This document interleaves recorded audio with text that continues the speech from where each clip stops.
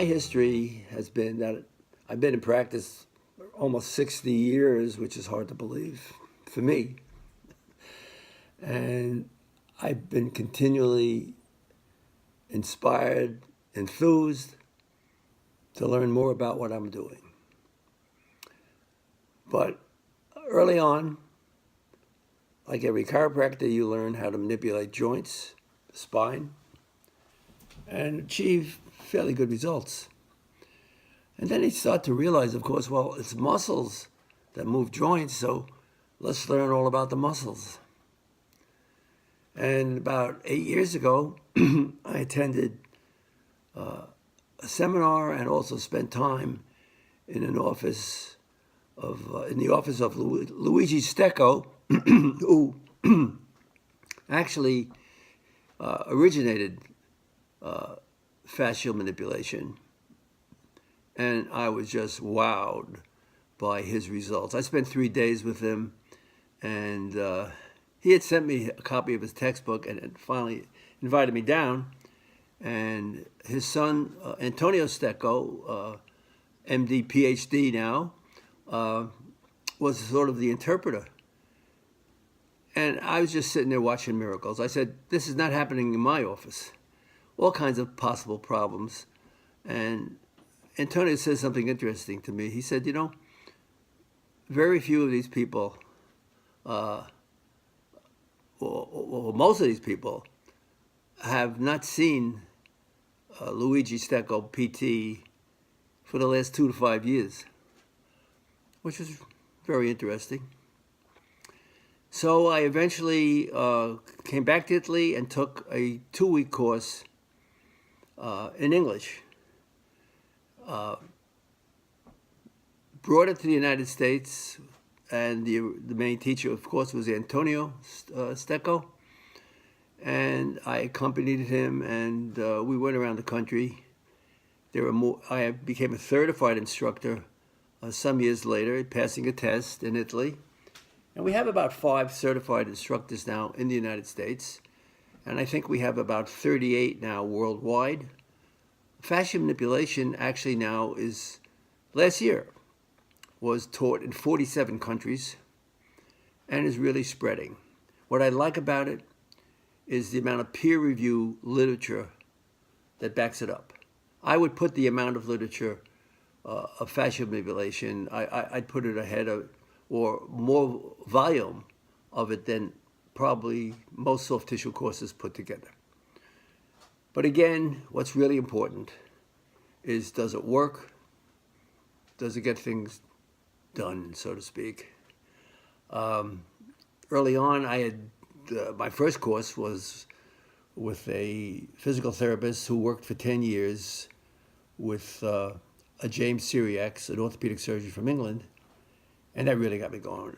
James Syriac figured out the first, I think, early on, a way of functionally examining joints, and he emphasized friction massage. And I actually went around the country through Dynamic Chiropractic at the time and gave seminars. Since then, I've given a lot of seminars. I've authored 3 editions of a book,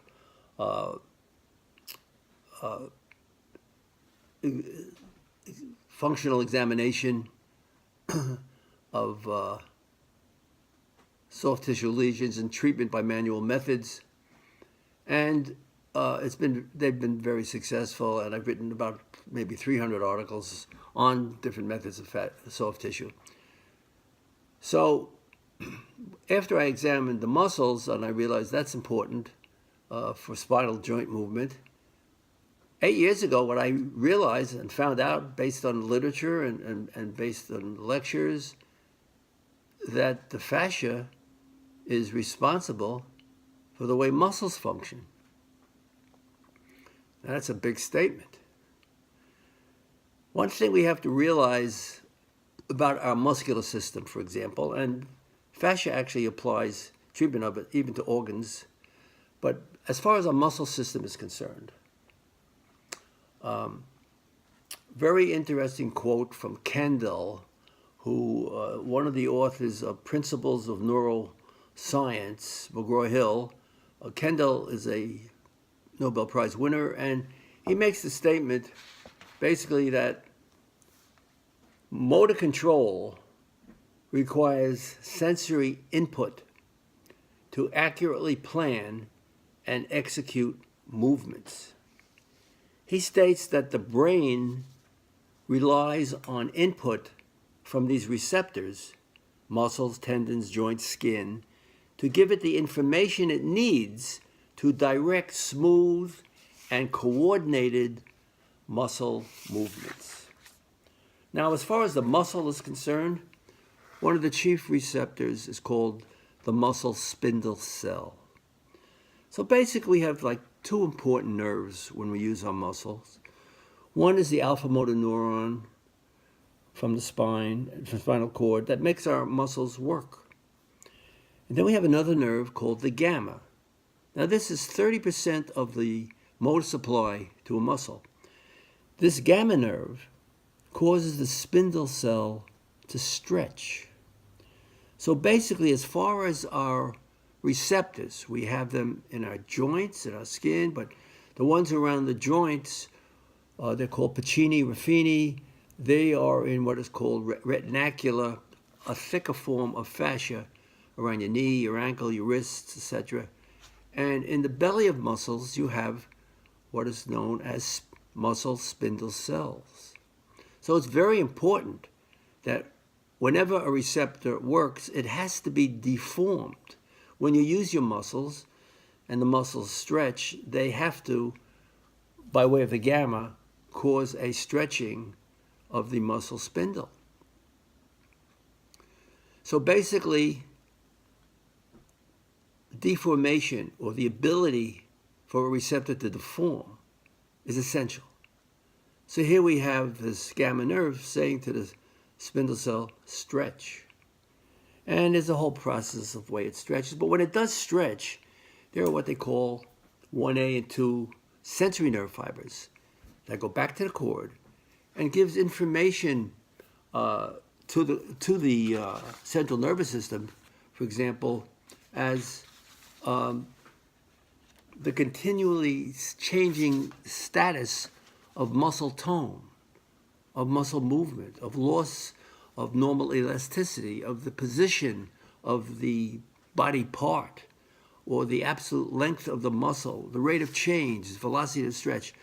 So basically, a spindle cell performs continuous interaction between muscle contraction and the central nervous system. So the next question is, what has it got to do with the fascia? Well, the receptor, the muscle spindle cell, is not necessarily, it is not in the muscle. So if we do a little anatomy here of the fascia, deep fascia covers every muscle in our body. And then underneath the deep fascia is a layer of what they call epimysial fascia that covers the muscle. In the muscle itself, you have muscle bundles, fascicles, that are covered by perimysium. And then every single fiber is covered by endomysium with a shared wall. The fibers glide within the fascia. The whole muscle is held by this fascia, and there is this movement. Now, every time you move and a muscle stretches, most muscles, practically all of them, originate and insert within fascia or at fascia endings.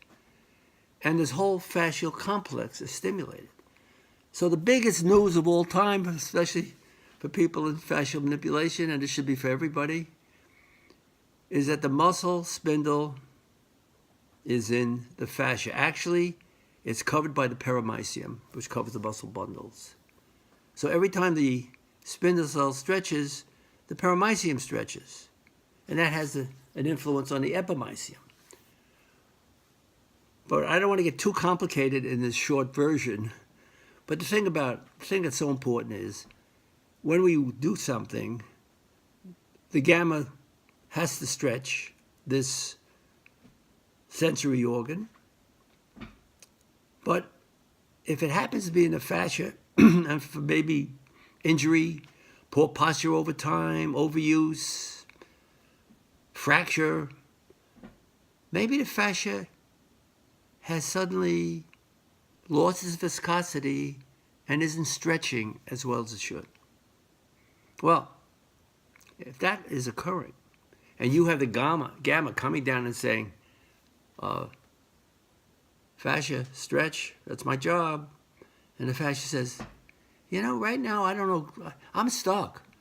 I can stretch a little, or maybe the stretch will be delayed.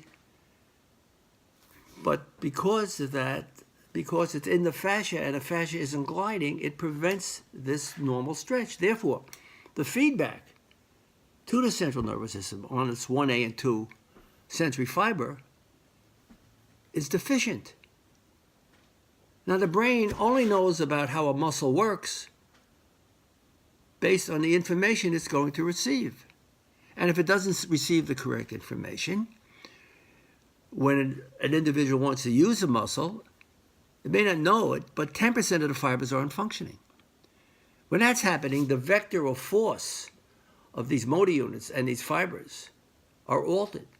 It could affect the way the joint, the vector and the pressure and the joint itself, eventually resulting in possible pain. But more importantly, also, or equally important, fascia allows tension to be spread out along pathways from the knee to the ankle, right through the whole body. And a lot of it is based on how these receptors are working. Because if the spindle cell is not contracting, we gave it a number of functions, basically performing a continuous interaction between muscle contraction and the central nervous system. So it actually affects the way the muscle contracts. So what is Luigi and company, what have they done? They found out about these particular points. Everybody's been working on points for years. I mean, you want to work on a trigger point? Fine. Some of the points of Stecco are trigger points.